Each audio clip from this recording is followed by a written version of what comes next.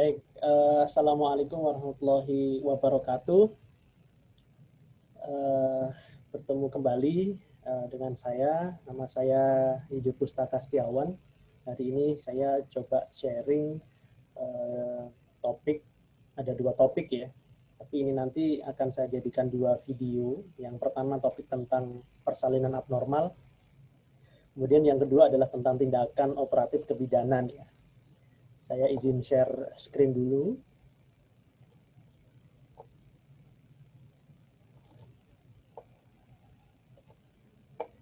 Oke.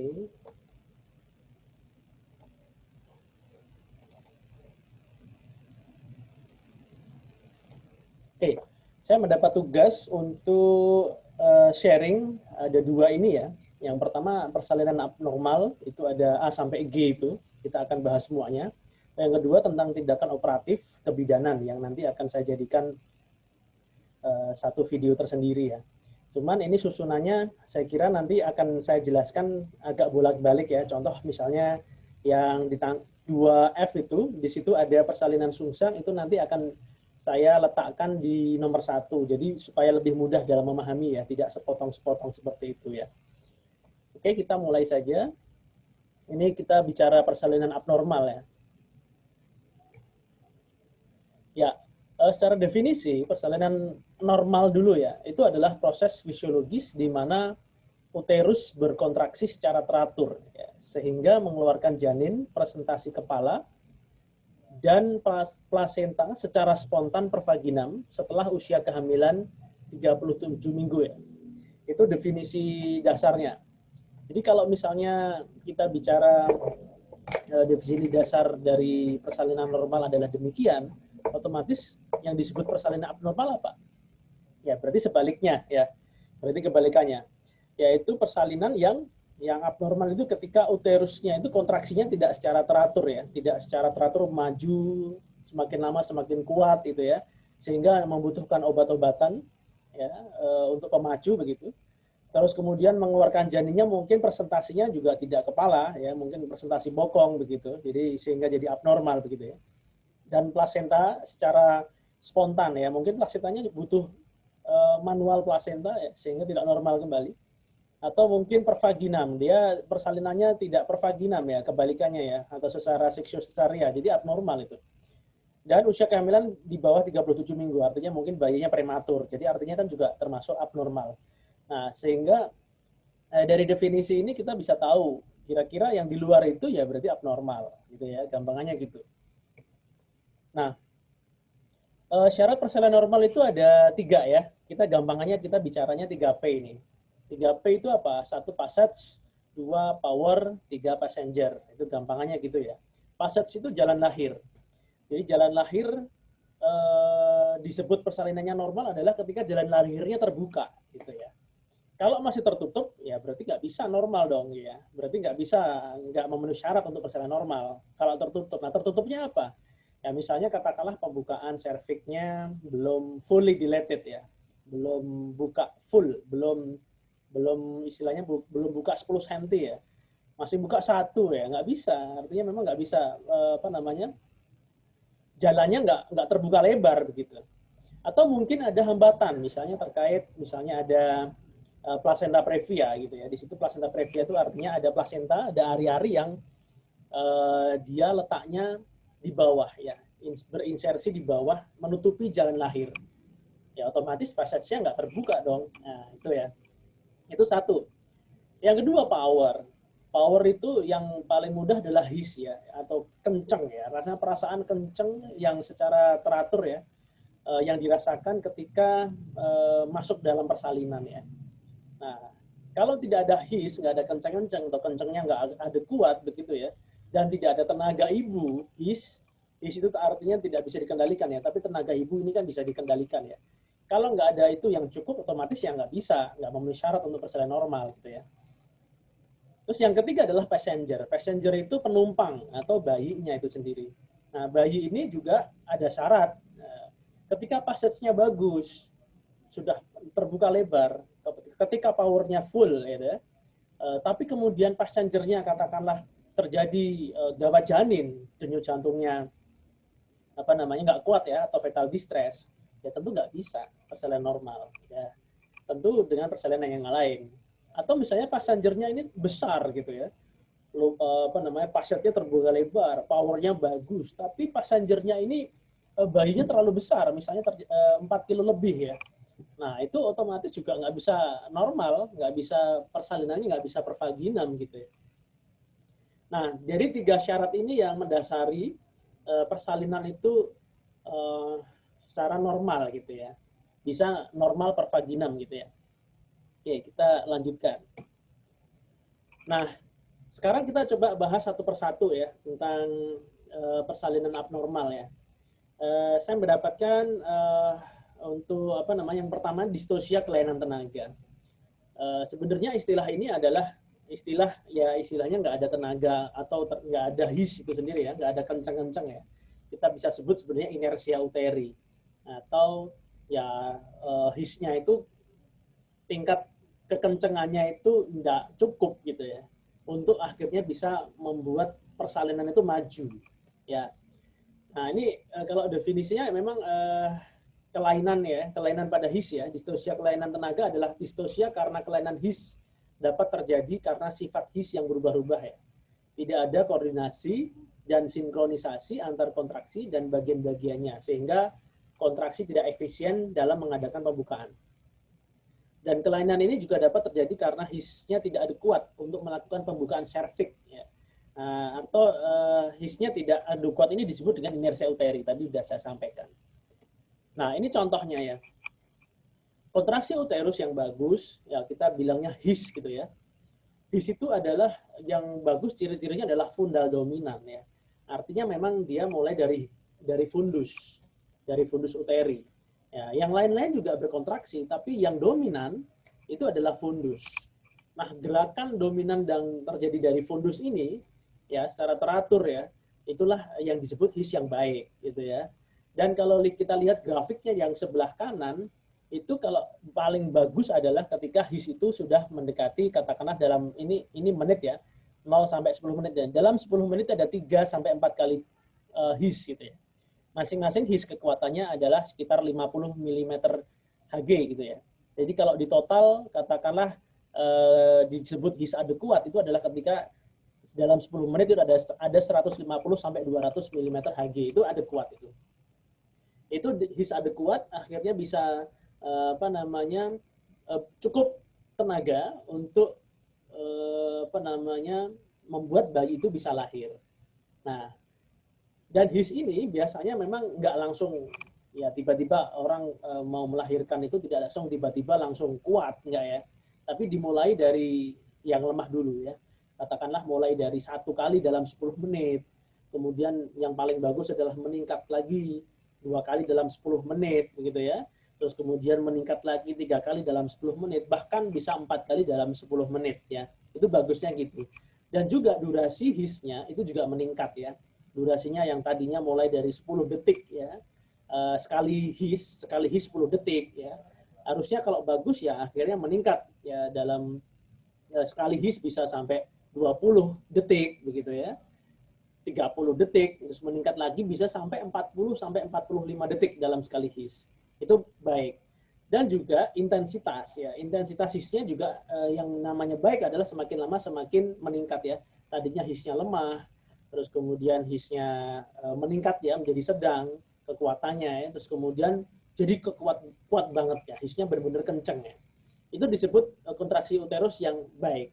Nah, tadi yang saya bicarakan ketika ada inersia uteri adalah ketika hisnya ini semakin lama mungkin awal-awal ini baik gitu ya, akan semakin bertambah baik gitu ya. Tapi kemudian pada suatu saatnya dia akan stagnan gitu ya. Loh, 10 menit tadinya 10 menit 2 kali, harapannya berikutnya adalah dia meningkat 10 menit 3 kali. Loh, tapi ini kok tetap 10 menit 2 kali. Nah, itu berarti kan stagnan ini. Setelah dievaluasi dalam beberapa waktu gitu stagnan ya. Berarti ini ada inersia gitu. Nah, disinilah mulai tanda-tanda abnormal. Dan disinilah tempatnya di mana kita perlu memberikan katakanlah obat-obatan ya untuk perangsang atau pemacu adanya his ya, supaya hisnya ya baik, ketika hisnya baik, itu adalah syarat utama tadi untuk akhirnya bisa lahir secara normal. Ya, itu his ya. Nah, kalau kita lihat di sini, katakanlah ini saya ambil dari buku William Obstetri ya.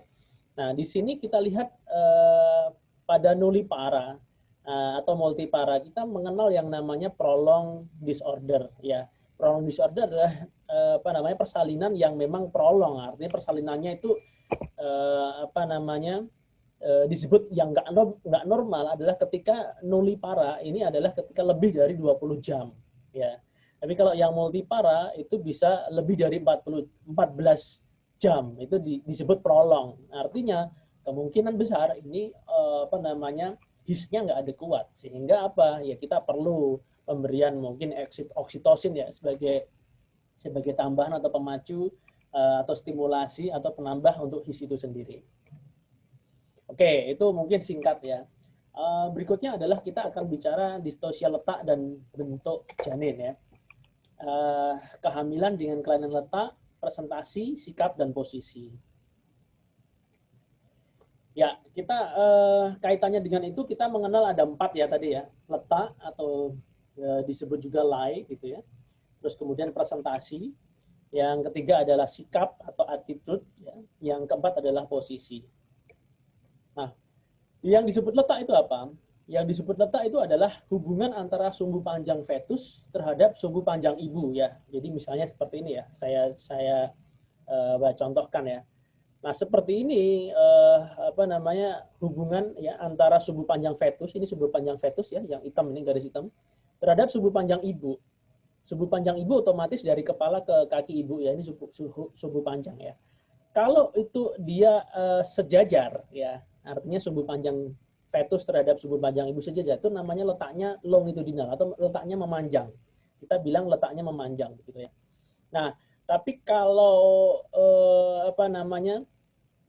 tegak lurus ya, tegak lurus itu artinya transverse. Letaknya transverse atau melintang gitu ya. Melintang. Tapi kalau diantaranya namanya letaknya oblik ya. Ya tidak transverse, tidak longitudinal, ya namanya oblik begitu ya. Ini kunci pertama. Kita harus tahu letak dulu. Nah, yang kedua adalah presentasi. Nah, yang namanya presentasi adalah bagian terbawah janin yang dekat dengan jalan lahir. Contoh nih ya. Ini di sini ada 2 gambar. Ini yang sebelah kiri ini yang saya tunjuk ini, itu adalah bagian terbawahnya janin yang dekat jalan lahir adalah kepala. Maka ini disebut presentasi kepala. Ya. Atau disebut juga kita singkatannya preskep gitu ya, gampangannya gitu. Preskep, presentasi kepala. Nah, sedangkan yang sebelah kanan yang bagian terbawah janin yang dekat dengan jalan lahir itu adalah bokong bayi. Ya, namanya bokong bayi atau kita sebut ini sungsang gitu ya. Nah, kita sebutnya namanya adalah presbo, presentasi bokong ya. Jadi bukan preskong, nggak ada itu preskong ya. Tapi presbo, presentasi bokong ya. Ya, begitu. Itu presentasi ya. Kita udah mengenal letak, udah mengenal presentasi.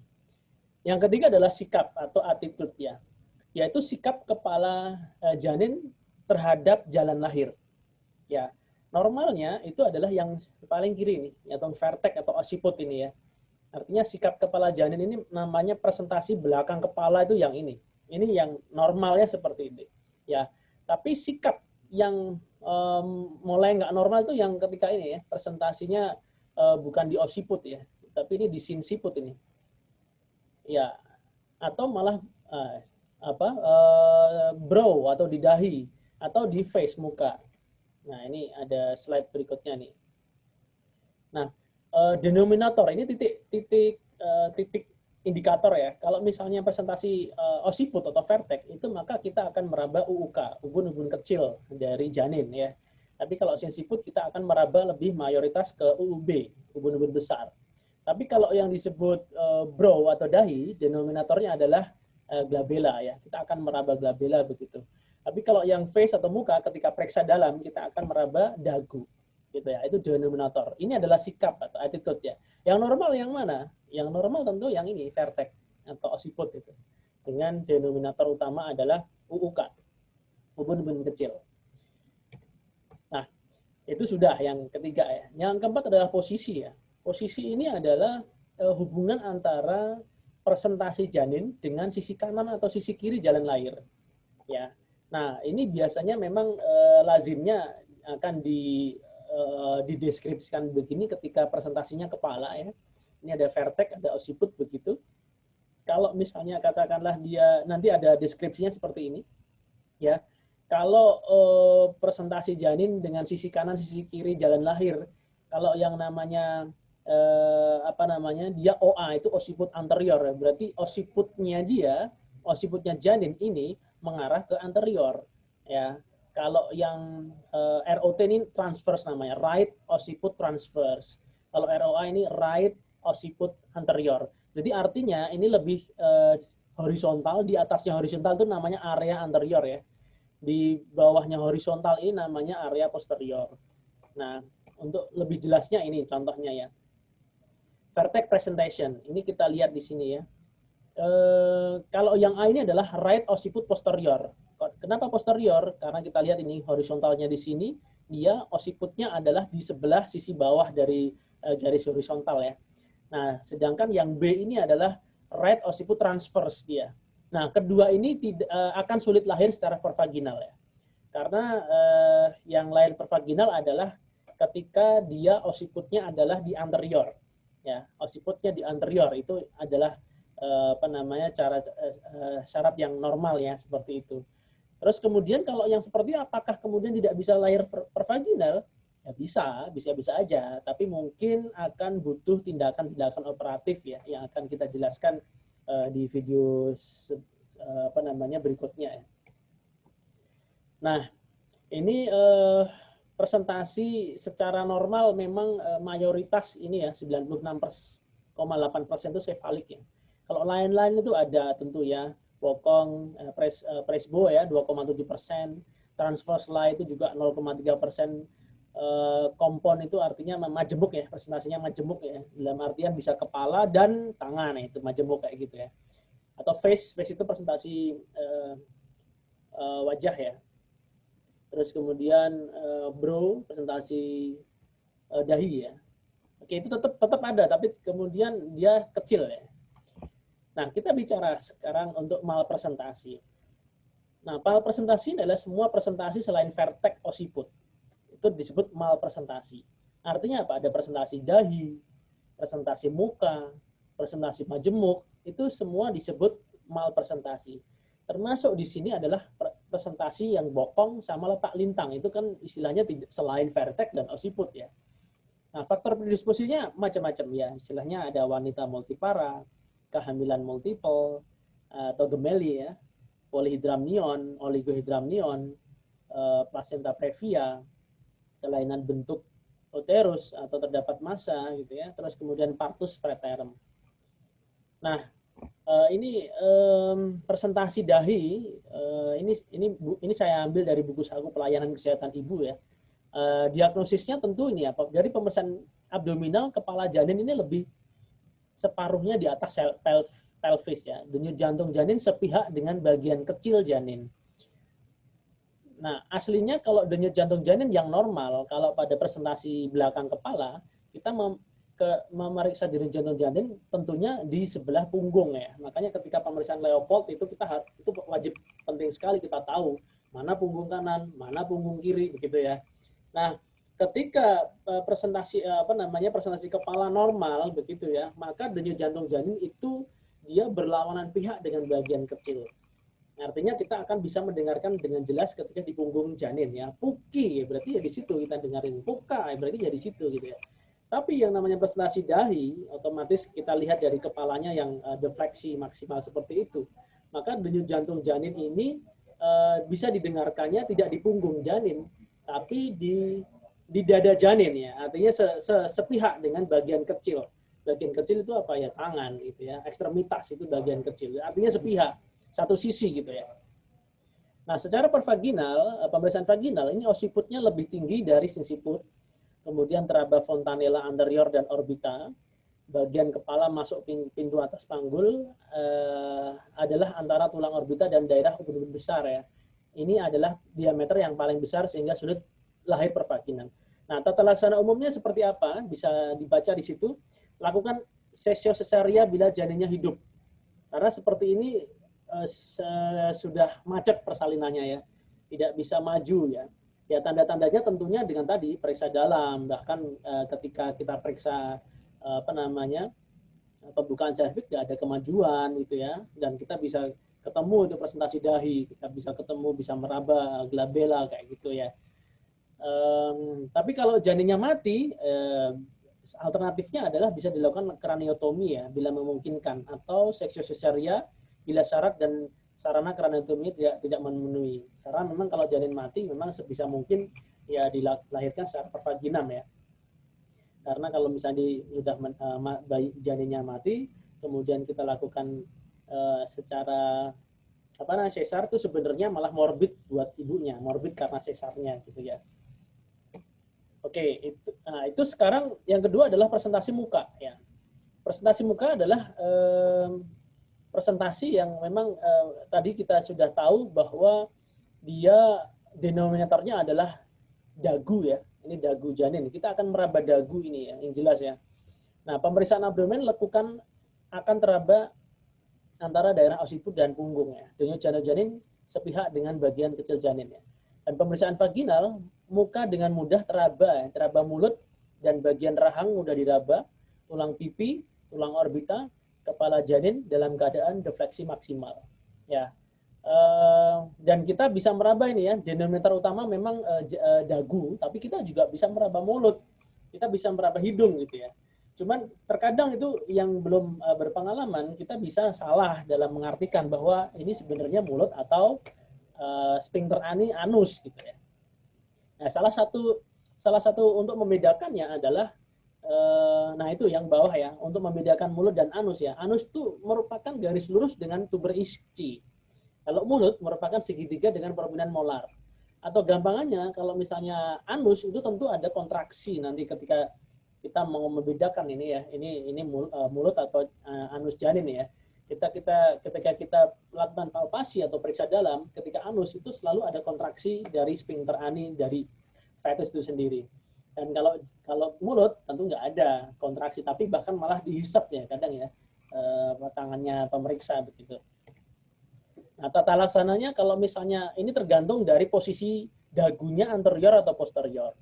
Nah, yang memungkinkan persalinan pervaginal adalah ketika dagunya anterior. Ya, syaratnya tentu harus pembukaan lengkap ya. Lahirkan dengan persalinan spontan pervaginam. Bila penurunan kurang lancar, lakukan ekstraksi forceps ya. Kita akan bahas forceps nanti tersendiri ya. Tapi kalau belum lengkap, bila tidak ada kemajuan pembukaan persalinan, lakukan sesio-cesarea. Tapi kalau dagu posterior, ya itu tentu tidak sudah syarat utama nggak bisa itu. Kalau dia dagunya posterior, ya dagunya di posterior kita raba, dagunya posterior, ya sudah itu langsung sesio-cesarea. Jangan pernah sekali-kali melakukan observasi untuk kemajuan persalinan pada presentasi muka dengan dagu posterior karena sangat tidak mungkin sekali. Oke ya. Nah, nanti kalau pembukaan belum lengkap, bila tidak ada kemajuan penurunan dan pembukaan dan penurunan, tentu lakukan sesio-cesarea. Jika janin mati, lakukan craniotomy, tapi kalau nggak bisa, nggak ada alat, gitu ya, ya tentu sesio-cesarea. Oke. Dan ini tata laksana khusus ada perhatian ya, jangan lakukan ekstraksi vakum pada presentasi muka. Ya, ekstraksi vakum itu dengan tekanan negatif gitu ya. Nanti presentasi muka dilakukan vakum ya nggak bisa ya, nggak boleh, kontraindikasi. Oke, ini presentasi majemuk ya, yaitu diagnosisnya prolaps ekstremitas bersama dengan bagian terdah janin ya. Tadi saya bilang dia mungkin presentasi kepala, tapi ternyata tangannya juga ada begitu ya. Ini namanya presentasi majemuk ya. Tata laksananya adalah persalinan spontan hanya bisa terjadi jika janinnya sangat kecil atau janin mati atau maserasi. Ya. Nah, tata laksana khusus ini coba reposisi ya. Reposisi dalam artian ibu diletakkan pada posisi Trendelenburg atau knee chest position ya. Atau bisa jadi katakanlah tangan pemeriksa juga bisa mencoba memasukkan ekstremitas janin. Apakah memang memungkinkan apa tidak begitu. Sehingga harapannya ya nggak majemuk, harapannya ya tangannya bisa masuk kembali, tapi kemudian kepala janin akhirnya lebih cenderung ke presentasi kepala. Nih, ini lanjutannya tadi ya, knee chest position, dorong tangan ke atas luar dari simfisis pubis dan pertahankan di sana. sampai timbul kontraksi sehingga kepala turun ke rongga panggul ya.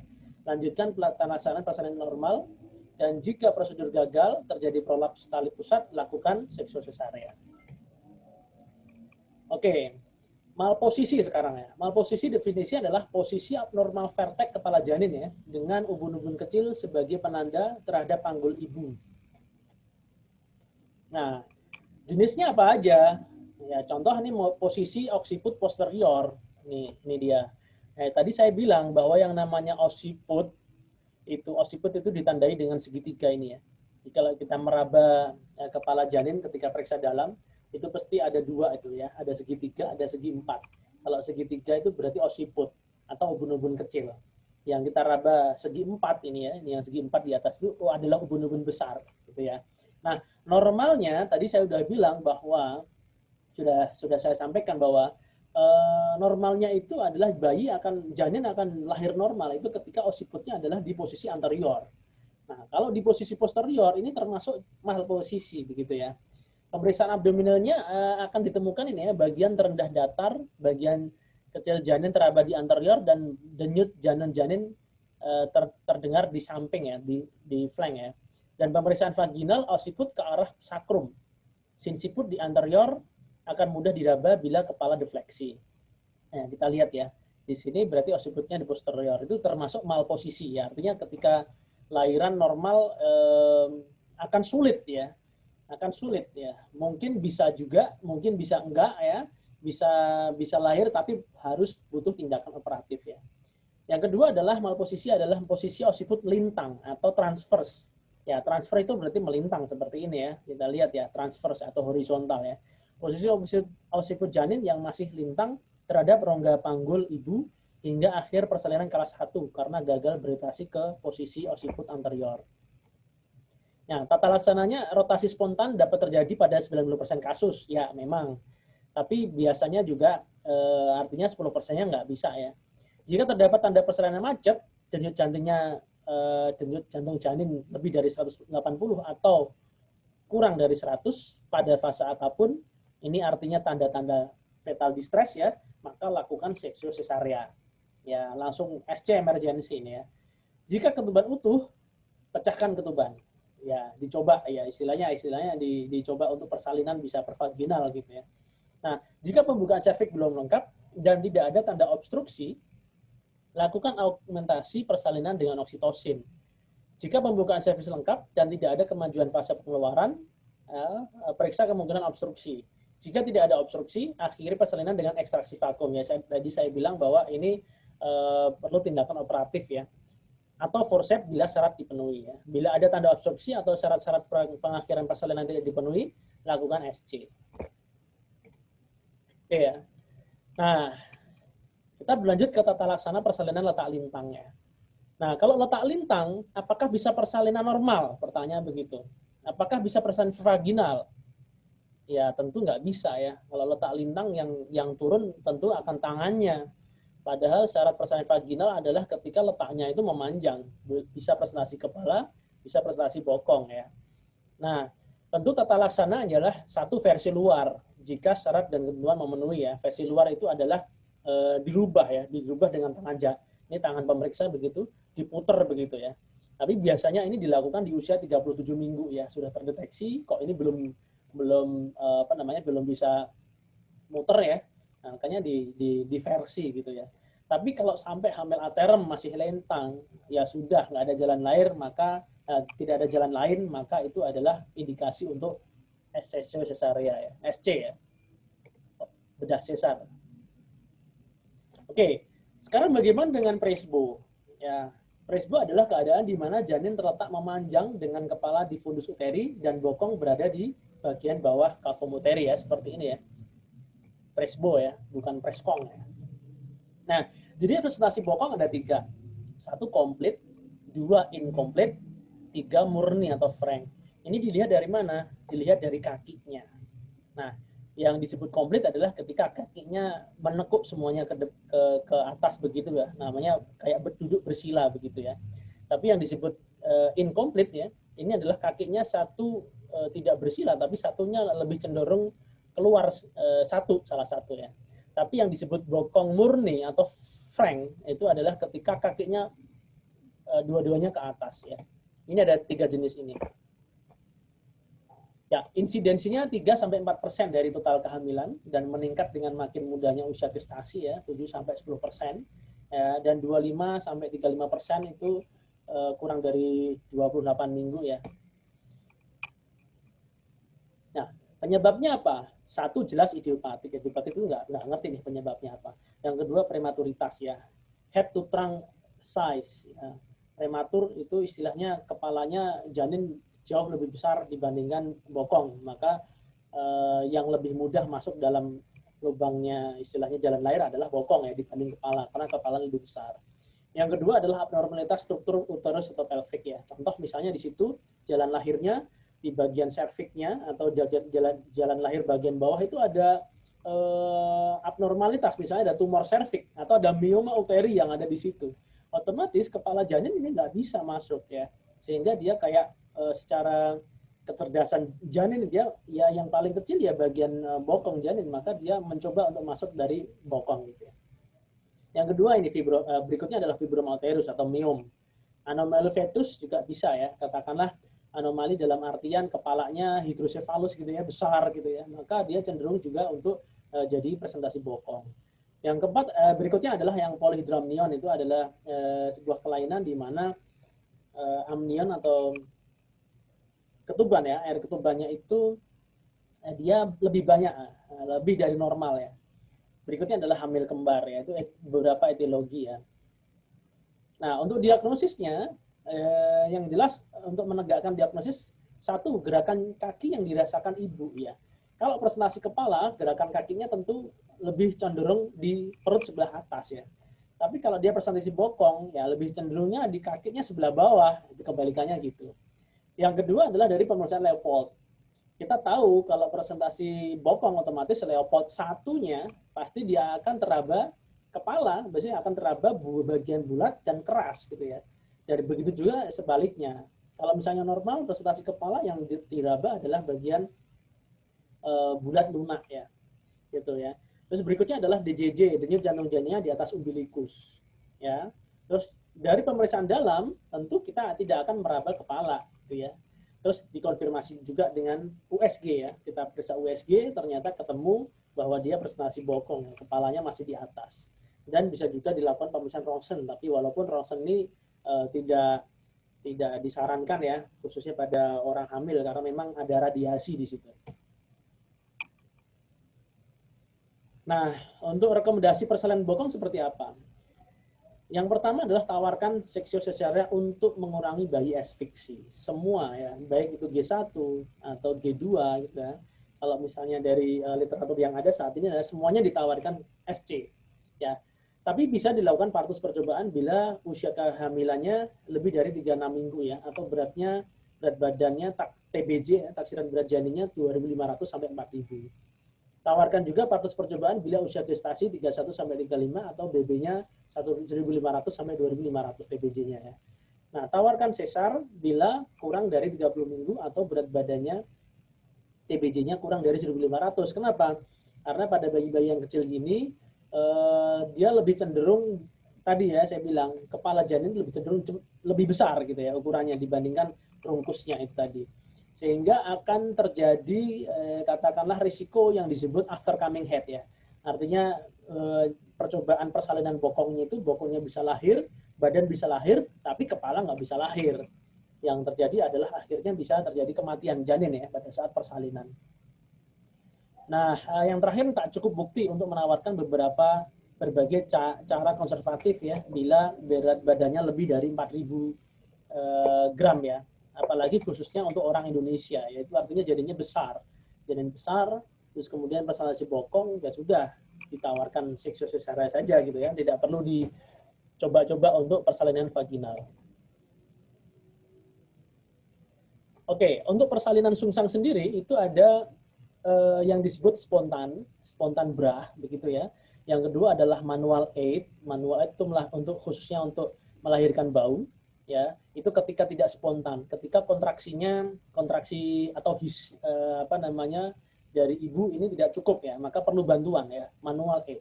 Ada 3 macam, yaitu klasik, Muller, dan Lofset ya. Terus kemudian diikuti dengan melahirkan kepala atau prasatnya atau tekniknya disebut Marusio. Oke, persalinan spontan BRAH itu adalah eksposisi spontan hingga umbilikus ya. Nah, sakrum ini difasilitasi untuk mengarah ke anterior, itu tangan pemeriksa seperti ini ya kondisinya. Janin ini ketika eksposisi spontan dengan hisnya bagus, dia akan langsung merucut begitu saja, akan mudah begitu. Dan penolong ini tinggal memposisikan bayi lordosis agar kepala bayi lahir secara spontan ya. Ya, lordosis artinya dipegang ini ya, bokong bayi dipegang, kemudian dilordosiskan ya. Artinya diarahkan ke arah kepala dari ibu ya, seperti ini ya modelnya. Nah, nanti dengan demikian kepala janin ini akan lahir secara spontan. Atau bisa dibantu oleh ini penolong yang lain. Tangan asisten ini bisa membantu penekanan suprapubis ya. Ditekan seperti itu sehingga kepala janin ini bisa lahir spontan. Ini namanya spontan BRAH. Syarat utamanya adalah ketika ada hisnya adekuat ya, cukup bagus dan kuat gitu ya. Nah, kalau misalnya untuk melahirkan bau, ini misalnya ketika bisa aja hisnya nggak adekuat itu ya, kita coba planningnya adalah persalinan BRAH, spontan BRAH, tapi kok ternyata lihat kemajuannya ini nggak baik gitu ya, nggak bisa maju baik gitu ya. Maka kita memutuskan untuk persalinan manual aid ya. Manual aid itu ada bantuan tenaga dari penolong ya. Ada 3 yaitu klasik, Muller, Lofset ya. Klasik itu melahirkan bau depan dulu, diikuti bau belakang, yaitu yang Muller yaitu melahirkan bau belakang dulu, diikuti bau depan. Kalau Lofset melahirkan semua bahu menjadi bahu depan, gitu ya. Nah, ini ada gambarnya. Oke, ini kalau melahirkan bau depan dulu berarti klasik ya. Ini tangan penolong ini memegang kaki atau memegang bagian bokong dari janin ya, seperti ini diarahkan ke bawah begitu, ke inferior, sehingga bayi ini bau depan ini bisa lahir ya. Kemudian diambil begitu ya. Terus kemudian di sebaliknya dilahirkanlah bau yang belakang, itu kalau klasik.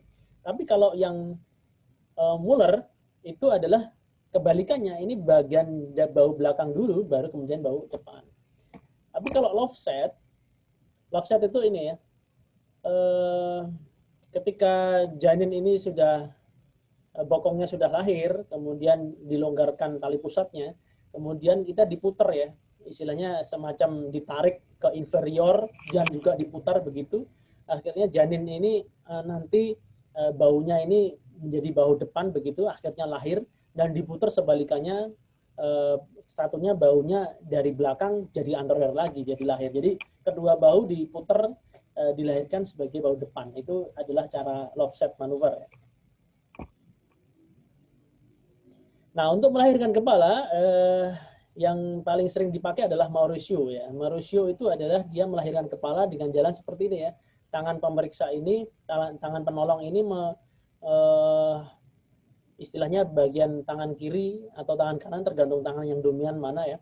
Itu satu dia di bagian dada bayi, yang kedua di bagian punggung bayi. Jadi kayak bayi ini naik kuda gitu ya. Istilahnya naik pelana kuda begitu, ditunggang ya, istilahnya seperti itu. Nah, terus kemudian tangan penolong yang lain ini membantu melahirkan penekanan suprapubis. Setelah itu kemudian tangan penolong ini juga melordosiskan ya, istilahnya melahirkan ke bagian sana ya, bagian kranial dari ibu. Nah, apakah persalinan bokong bisa dicegah? Bisa, cuman tidak bisa 100% ya. Satu dengan knee chest position ya. Atau dengan versi luar, tadi sudah saya ceritakan ya, dengan syarat-syarat ketentuan berlaku pada usia gestasi lebih dari 36 minggu, keberhasilannya 30-70%, dan menurunkan insidensi SC ya, dilakukan oleh tenaga profesional dan dilakukan di fasilitas kesehatan yang mempunyai pelayanan SC, emergency ya. Jadi bisa jadi ketika melakukan versi luar, itu bisa jadi gagal dan bisa jadi terjadi kegawatan janin setelahnya. Untuk itu syarat utamanya juga adalah ketika melakukan versi luar itu adalah di fasilitas kesehatan yang mempunyai pelayanan SC emergency. Ya, ini contoh untuk salah satu usaha ini chest position ya. Cuman ya istilahnya belum tentu berhasil, tapi ini ada satu usaha yang bisa dilakukan untuk ketika presentasi bokong akhirnya supaya bisa presentasi kepala. Oke, kita beranjak ke distosia kelainan panggul ya. Nah, menurut Caldwell dan Molloy, ini bentuk panggul ini dibagi menjadi 4 ya. Ini ada gambarnya, yaitu jenis panggul yang seperti ini. Ada panggul ginecoid ya, di mana panggul ini paling ideal ya. Bulat dan merupakan jenis panggul tipikal wanita, itu kebanyakan mayoritas yang ini, ginecoid. Kita lihat di sini, ini lebih besar ya. Yang kedua adalah panggul android ya. Bukan android sekarang ya, sistem operasi android ya. Tapi ini memang sudah dari dulu namanya android, yaitu bentuk pintu atas panggul ya, seperti segitiga. Merupakan jenis panggul tipikal pria, ya. Cuman di wanita ada yang seperti ini. Nah ini kadang seperti ini yang agak susah gitu ya. Panggul antropoid yaitu bentuk pintu atas panggul seperti elips ya, agak lonjong seperti telur. Ini seperti telur ya. Telur apa nih ya? Ini seperti telur ya. Seperti ini. Yang terakhir adalah panggul platypeloid ya, yaitu bentuk PAP seperti kacang atau ginjal ya. Istilahnya dia lebih ke arah lonjong horizontal seperti itu. Nah, ini mendasari janin itu bisa lahir pervaginal dengan mudah apa enggak gitu ya. Nah, yang paling mayoritas memang ginecoid ya. Akan lebih istilahnya lebih bulat begitu, akan lebih lebar begitu, tapi kalau yang lain-lain apalagi platypeloid begitu ya, itu tentu akan sulit ya janin untuk lahir secara normal. Oke, tentu akan kaitannya dengan ini ya. Kita akan tahu nanti ukuran-ukuran dari diameter pelvis. Kita harus mengenal juga di sini. Di sini adalah os coxae. Di sini namanya AP ini adalah diameter anterior posterior ya. Sedangkan yang dari sisi lateral kiri dan kanan namanya diameter transversal. Dan kita harus tahu juga ini ya, namanya konjugata ya. Kita untuk mengetahui sempit apa enggak gitu ya panggulnya ya. Nah, yang paling bermakna klinis adalah yang namanya diagonal konjugata ini ya. Bermakna klinis. Yang bisa diperiksa secara klinis maksud saya. Ya, karena tangan pemeriksa bisa masuk di sini. Oke ya, bisa masuk ke sini dan akhirnya mengarah ke promontorium. Ya, itu namanya diagonal konjugata. Tapi yang paling sempit itu sebenarnya bukan diagonal konjugata, yaitu obstetrical konjugata. Ini lihat nih. Di sisi posterior simfisis itu ada bagian yang menjorok ya. Ini lihat nih, bagian yang menjorok inilah, ini yang paling pintu paling sempit. Cuman kita nggak bisa mengukur ini. Mengukurnya ya taunya ya diagonal konjugata aja. Ya kalau nggak salah itu sekitar 11 cm, 11,5 ya. Nah kalau obstetrikal itu terpaut setengah sampai 1 cm. Ya artinya ketika kita bisa meraba diagonal konjugata, itu artinya sudah mulai sempit. Artinya sudah diameternya nggak sesuai dengan diameter normal itu. Otomatis obstetrical konjugata semakin pendek lagi begitulah. Gitu ya. Tapi kita juga perlu tahu true konjugata ya. Konjugata true itu artinya dari simfisis pubis yang bagian anterior ini ke arah promontorium ya. Oke. Nah, ini ya distosia karena panggul sempit ya. Yang pertama distosia kesempitan pintu atas panggul ya. PAP sempit apabila konjugata vera kurang dari 10 cm atau kalau konjugata transversanya kurang dari 12 cm ya. Konjugata vera dilalui oleh diameter biparietal di mana diameternya kurang lebih 9,5 cm dan kadang mencapai 10 ya. Yang kedua adalah distosia kelainan bidang tengah panggul ya. Adalah bidang tengah panggul terbentang antara pinggir bawah simfisis dan spina ischiadica yang menyentuh sakrum dekat pertemuan antara sakral ketiga dan 4 dan 5 ya. Yang ketiga distosia kesempitan pintu bawah panggul ya jika diameter transversa dan diameter sagittalis posterior kurang dari 15 cm maka sudut arcus pubis menjadi mengecil ya. Oke, berikutnya adalah distosia kelainan traktus genital. Ya, traktus genital contohnya ini ya, misalnya di vulva, ini ada edem vulva atau katakanlah ada stenosis vulva, ada tumor vulva gitu ya. Bahkan ini misalnya katakanlah nih ada pembesaran seperti ini, ada infeksi Bartolini gitu ya. Ya tentu itu jadi distosia tersendiri ya di traktus genital ya. Jadi kepala nggak mungkin bisa masuk di situ ya kalau misalnya ada masa-masa tumor dan sebagainya lewat situ. Berikutnya di vagina nih. Di tumor vagina ya, misalnya vagina, tumor vagina, di serviks misalnya ada myoma cervicalis, ada si aservik, itu tentu ada menjadikan tadi ya 3P tadi ya, passage ya, itu yang mengganggu passage, mengganggu jalannya lahir itu ya, sehingga jadi gangguan di situ. Nah, kelainan uterus juga bisa ya. Cuman memang tidak semua kelainan uterus ini juga akan terjadi fungsional, akan bisa hamil ya. Bahkan ini menjadi salah satu apa namanya salah satu sebab tidak bisa hamil ya, atau recurrent pregnancy loss. Tapi memang ada yang akhirnya secara fungsional itu berfungsi bisa hamil ya. Saya sendiri juga pernah menemui rahimnya 2 begitu di Delphi seperti ini, rahimnya 2 seperti ini, yang satu masih ada, yang satu hamil, terjadi kehamilan ya. Ini terjadi kehamilan dan itu ada itu ya, kasusnya ada. Dan seperti ini tentu biasanya juga akan lebih sulit juga kalau misalnya bisa persalinan pervaginal ya. Tentu kita harus bisa memutuskan bahwa oh ini lebih baik persalinan dengan operasi saja, ini dengan sesar aja. Nah, misalnya ada kista ovarium ya, misalnya di sini ya, ini contoh distosia karena kelainan traktus genital juga ya. Kista ovarium yang posisinya berada di bawah menghalangi persalinan ya. Kita lihat di sini. Di sini ada kista ovarium yang posisinya benar-benar mendesak dari vagina. Ya. Nah, ini tentu akan membuat sulit ini kalau misalnya janin ini mau lewat vagina akan sulit karena ada kista ovarium itu sendiri. Ya, ini contoh-contohnya seperti itu. Oke, setelah itu kita bicara ruptur ya. Ruptur itu adalah apa? Ruptur itu adalah terpotongnya selaput lendir vagina, serviks, porsio, septum rectovaginalis akibat tekanan beda tumpul ya. Di mana ruptur itu ya robek lah gampangnya gitu ya.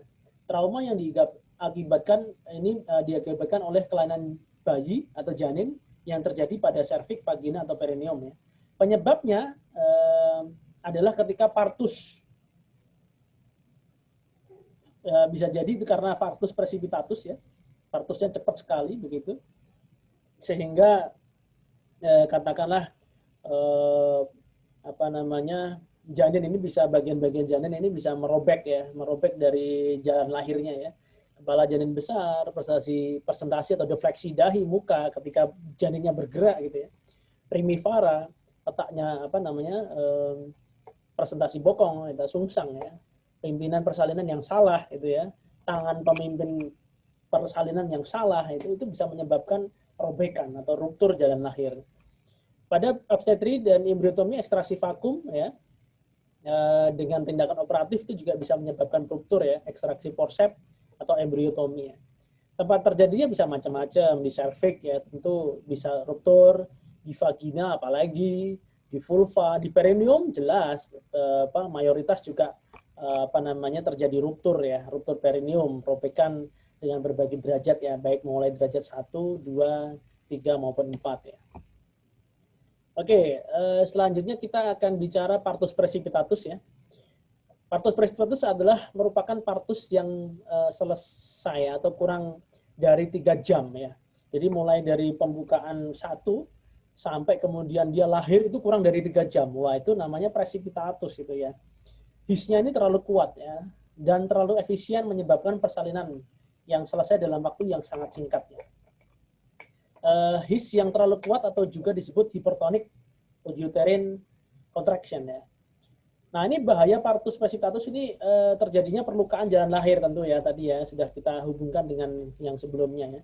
Khususnya cervix uteri, vagina dan perineum. Sedangkan bahaya untuk bayi adalah mengalami perdarahan dalam tengkorak karena bagian tersebut mengalami tekanan kuat dalam waktu yang singkat, hipertonusnya. Bahkan bisa terjadi ketika terjadi DKP atau diproporsi kepala panggul, katakanlah ya janinnya besar atau panggulnya sempit begitu ya. Terus hisnya kuat sekali ya. Itu bisa terjadi ruptur uteri bahkan ya. Itu yang berbahaya sekali. Jadi rahimnya bisa ruptur, bisa robek begitu ya.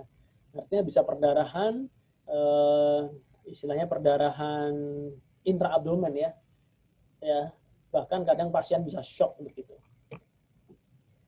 Nah, berikutnya adalah kita bicara DKP ya, disproporsi kepala panggul. DKP adalah keadaan yang menggambarkan ketidaksesuaian antara kepala janin dan panggul ibu ya, sehingga janin tidak dapat keluar melalui vagina. Disproporsi cephalopelvic atau DKP disebabkan oleh panggul yang sempit bisa jadi ya, atau janin yang besar atau kombinasi keduanya. Jadi memang yang namanya DKP belum tentu semuanya panggulnya sempit ya, belum tentu. Bisa aja panggulnya lebar tapi memang bayinya jauh lebih besar. Misalnya bayinya 4.800 ya. Bayi gede ya, bayi raksasa ya. Jadi saya kira itu bisa aja terjadi dan terjadi DKP gitu. Nah, jenis di DKP tadi ini sudah secara singkat ya kita bahas ya. Ada DKP karena dari pelvic inlet ya, pintu atas panggul. Ini saya kira bisa dibaca sendiri ya.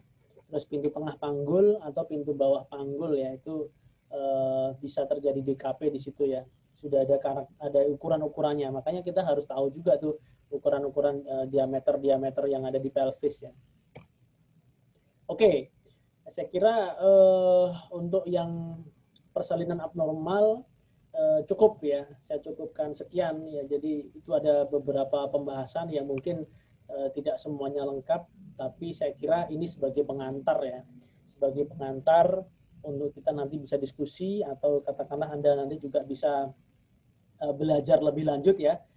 Saya katakan lagi bahwa yang namanya kuliah itu sebagai trigger untuk Anda bisa cross-check nanti ke dalam buku-buku literatur yang berbasis bukti ya, yang lebih evidence ya. Saya kira itu, jadi kuliah jangan digunakan sebagai sumber belajar utama. Bahkan yang namanya sumber belajar utama kalau bisa ya memang istilahnya literatur-literatur yang memang bisa dipercaya, yang lebih bisa dipercaya. Oke, saya kira itu yang bisa saya sampaikan pada kesempatan kali ini ya. Di situ saya bubuhkan Instagram saya, silahkan di follow. Nanti kalau misalnya ada pertanyaan juga bisa ditanyakan, bisa DM di situ, dan video ini nanti juga akan saya upload juga di YouTube ya. Semoga bisa diulang-ulang kembali ya. Kalau misalnya belum paham bisa diulang kembali. Sekian untuk yang pembahasan tentang tindakan obstetri ya, tindakan operatif obstetri nanti akan saya pisah ya di video satunya. Sekian, wassalamualaikum warahmatullahi wabarakatuh.